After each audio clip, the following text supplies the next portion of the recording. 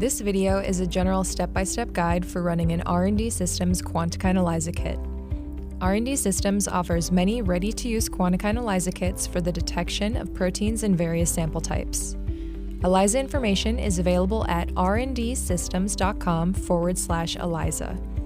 In this video, we are running a Quantikine ELISA kit to determine human leptin receptor concentrations in serum. This kit is for research use only and not for use in diagnostic procedures. There are a few important things to keep in mind before we begin. First, some proteins are detectable in saliva, so it may be important to wear a face mask to prevent contamination. Refer to the precautions section in your kit booklet for specifics. Also, be sure to wear personal protective equipment and refer to the safety data sheet on our website prior to use. Finally, protocols vary by kit and sample, so read your kit booklet carefully before you begin and during each step for specific instructions. This protocol requires proper pipetting to yield the best results. There are two different methods of pipetting, forward and reverse. Forward pipetting involves filling up the tip with the exact volume required and dispensing the complete volume. Consistency is key. Reverse pipetting starts by depressing your plunger all the way to the second stop and filling up the tip with more than the required volume, then slowly dispensing the measured volume to the first stop. You can repeat this process for replicates, but discard the remaining volume and change tips when switching solutions. Pre-wetting tips and reverse pipetting are recommended when working with viscous solutions to minimize splashing and bubbles when volume permits. We recommend changing your pipette tips between standard concentrations, control levels, and each sample. The first step in the process is to collect samples. This kit is validated for cell culture supernate, serum, and plasma samples. Citrate plasma has not been validated for use in this assay. We recommend that all samples are assayed immediately after they are collected, but samples can be frozen for future use. Refer to your kit booklet for sample-specific collection and storage instructions. This leptin receptor assay requires a minimum 5-fold dilution for your serum samples. Check the sample preparation section of your kit booklet for the suggested dilution factor, if applicable. Use a separate tube for each sample. We've labeled our tubes S1 and S2.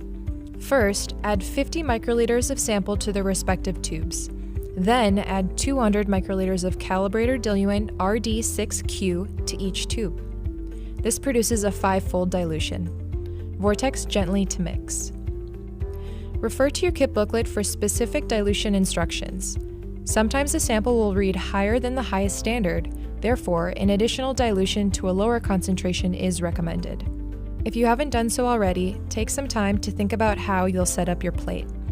In our plate, the standard curve will be set up in duplicate in strips 1 and 2, and our controls and samples in duplicate in strips 3 and 4. Here's where you can consider running additional dilutions of your samples. To prepare reagents, first bring all kit reagents to room temperature. To prepare your wash buffer, add 20 milliliters of wash buffer concentrate to 480 milliliters of deionized or distilled water in a graduated cylinder to yield 500 milliliters of wash buffer. Mix gently. Next, prepare your human leptin receptor standard. Refer to the label on your vial for specific reconstitution volume. Reconstitute with deionized water or distilled water. The reconstitution produces a stock solution of 200 nanograms per milliliter. Gently mix the standard to ensure complete reconstitution and let it sit for a minimum of 15 minutes prior to making dilutions. It's time to create the standard curve. For serum samples, pipette 900 microliters of calibrator diluent RD6Q into the 20 nanogram per milliliter tube. Then pipette 100 microliters of the standard into the same tube. This creates a solution with a concentration of 20 nanograms per milliliter. Vortex gently to mix. Check your kit booklet to ensure you have the right volume and diluent. Next, pipette 300 microliters of the appropriate calibrator diluent into the remaining tubes. Use the stock solution to produce a dilution series and be sure to mix each tube thoroughly by very briefly vortexing. If you don't have a vortexer, you can lightly tap the side of the vial or pipette up and down. Try to minimize foaming and bubbles. Change pipette tips before transferring to the next tube. The 20 nanogram per milliliter standard serves as the high standard and the appropriate calibrator diluent serves as the blank. Blank wells contain 0 standard and are treated identically to assay wells. They serve as the non-specific binding control for all the assay reagents. In this assay, we're using the kit-specific R&D Systems QC controls, catalog number QC112. These should be reconstituted according to their lot-specific certificate of analysis and analyzed as is without dilution. If you're not using R&D Systems QC controls, we recommend formulating your own control. Once you've prepared your samples and reagents as directed in the previous sections, it's time to run your Quantica ELISA. We recommend that all samples, controls, and standards be assayed in duplicate. Remove excess microplate strips from the plate frame, return them to the foil pouch containing the desiccant pack, and reseal. We recommend labeling the plate strips. Remember, this is a general guide, so refer to your kit booklet for specific reagents and volumes.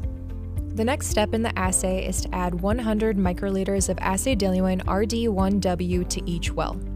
Then add 50 microliters of standard, control, or sample per well. Be consistent. It's recommended to gently touch the side of the well when pipetting. When all samples have been added to the plate, cover the plate with the adhesive strip provided and ensure it is completely sealed. For this kit, incubate the plate for 2 hours at room temperature on the shaker at a 0.12-inch orbit at 500 plus or minus 50 RPM. Next, aspirate each well and wash by filling each well with 400 microliters of wash buffer using a squirt bottle, manifold dispenser, or auto washer. Complete removal of liquid at each step is essential to good performance. Wash for a total of 4 washes, and after the last wash, remove any remaining wash buffer by aspirating or decanting. Invert the plate and blot it against clean paper towels. When washing, we recommend adding a 30-second soak period after adding wash buffer. Next, add 200 microliters of human leptin receptor conjugate to each well. Cover the plate with a new adhesive strip and incubate for 2 hours at room temperature on the shaker. In the last 5 minutes of your conjugate incubation, prepare your substrate solution. Mix together color reagents A and B in equal volumes. Substrate solution must be protected from light and used within 15 minutes. It should remain colorless until added to the plate. 200 microliters of the mixture is required for each well. When your plate is done incubating, repeat the wash process for a total of 4 washes. Next, add 200 microliters of substrate solution to each well. Remember to protect the substrate solution from light. Now incubate. For serum or plasma samples, incubate for 30 minutes at room temperature on the benchtop. Be sure to check your kit booklet for specific incubation times. Next, add 50 microliters of stop solution to each well. Stop solution should be added to the plate in the same order as the substrate solution. It is important to quickly dispense the stop solution into the well at a 45-degree angle so the color in the wells changes completely from blue to yellow. If the color in the wells is green or the color change does not appear uniform, gently tap the plate to ensure thorough mixing or place the plate back on the shaker. As a last resort, you can use a pipette tip to individually mix each well, but this may result in loss of volume and could impact your results. Now you can collect your results. Determine the optical density of each well within 30 minutes using a microplate reader set to 450 nanometers. To evaluate your data, the average of the blank wells should first be subtracted from all wells. If wavelength correction is available, set to 540 or 570 nanometers. This will correct for optical imperfections in the plate. Readings made directly at 450 nanometers without correction may be higher and less accurate due to the slight imperfections in the plastic of the 96-well ELISA plate. Plot your standard curve and read controls and unknowns off the standard curve. The blank wells should not be incorporated into the standard curve. This concludes our video guide for running an R&D Systems Quantica ELISA.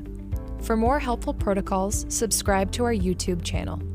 For more information about R&D Systems Quantica ELISAs, visit rndsystems.com or contact us.